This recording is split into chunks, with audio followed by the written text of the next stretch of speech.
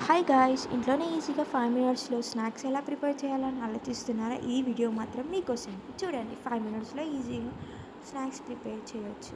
చాలా టేస్టీగా, చాలా క్రిస్పీగా బాగుంటాయి. ఒక ప్యాన్లో ముందుగా కొంచెం ఆయిల్ హీట్ చేసుకొని అందులో కొన్ని కార్న్ఫ్లెక్స్ వేసుకొని డీప్ ఫ్రై చేసుకొని ఆ తర్వాత బౌల్లోకి షిఫ్ట్ చేసుకోండి. కొంచెం సాల్ట్, కొంచెం చిల్లీ పౌడర్ మిక్స్ చేసుకొని తింటే చాలండి.